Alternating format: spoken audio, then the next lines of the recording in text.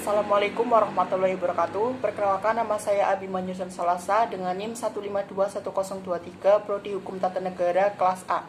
Saya di sini selaku moderator dari kelompok 5. Pada kesempatan kali ini, kelompok 5 akan membawakan materi berupa konsep dasar ilmu hukum dan juga pembidangan ilmu hukum.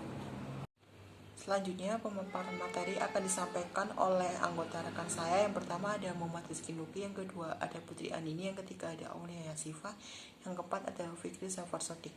Waktu dan pemaparan saya persilakan.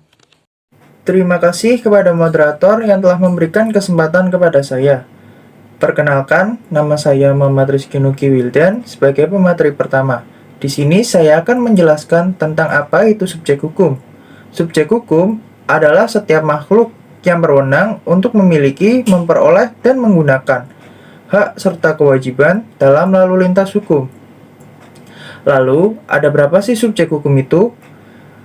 Subjek hukum terdiri dari dua, yaitu ada manusia atau orang, jika dalam bahasa Latin, naturis person. Manusia sebagai subjek hukum adalah pembawa hak dan kewajiban, sehingga dapat melakukan suatu tindakan hukum, mengadakan persetujuan-persetujuan, menikah, membuat wasiat, dan sebagainya. Lalu yang kedua ada badan hukum. Badan hukum merupakan badan-badan atau kumpulan manusia yang oleh hukum diberi status person yang mempunyai hak dan kewajiban seperti manusia. Terima kasih kepada moderator yang telah memberikan kesempatan kepada saya. Perkenalkan, saya Putri Andini Alicia. Di sini saya akan membacakan apa sih dasar hukum dari subjek hukum. Pasal 1 KUH Perdata menyatakan bahwa menikmati hak kewarganegaraan tidak bergantung pada hak-hak kenegaraan. Pasal kedua KUH Perdata bahwa anak yang ada di dalam kandungan seorang perempuan dianggap sebagai telah dilahirkan, bila mana juga kepentingan si anak menghendakinya. Sebagai negara hukum, Indonesia mengakui setiap orang sebagai manusia terhadap undang-undang, artinya bahwa setiap orang diakui sebagai subjek hukum oleh undang-undang. Pasal 27 Undang-Undang Dasar 1945 menetapkan setiap warga negara Indonesia mempunyai kedudukan yang sama di dalam hukum, serta pemerintah dan wajib menjunjung hukum dan pemerintah itu dengan tidak ada kecualinya. Selanjutnya, oleh karena itu, dalam hukum dapat dibedakan dari segi perbuatan hukum. Yang pertama, cakap. Melakukan perbuatan hukum adalah orang dewasa menurut yang telah berusia 21 tahun dan berakal sehat. Yang kedua, tidak cakap. Melakukan perbuatan hukum berdasarkan pasal 1330 KUH Perdata tentang orang yang tidak cakap untuk melakukan perjanjian. Baik, terima kasih kepada moderator yang telah memberi kesempatan kepada saya. Saya Fikri Zafar Sodik dengan NIM 1521022 sebagai pemateri 3. Badan hukum. Suatu perkumpulan dapat dimintakan pengesahan sebagai badan hukum dengan cara didirikan dengan akta notaris, didaftarkan di kantor panitera pengadilan negeri setempat, dimintakan pengesahan anggaran dasar kepada Kementerian Kehakiman dan HAM, diumumkan dalam berita negara. Badan hukum di Indonesia ada dua bentuk. Badan hukum dibedakan dalam dua bentuk. Apa saja itu?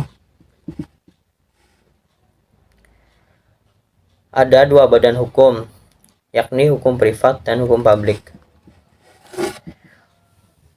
Perbedaan hukum privat dan hukum publik. Hukum privat. Hukum privat adalah hukum yang mengatur hubungan antara orang yang satu dengan orang yang lain, dengan menibaratkan pada kepentingan perorangan. Dalam arti luas, hukum privat meliputi hukum perdata dan hukum dagang.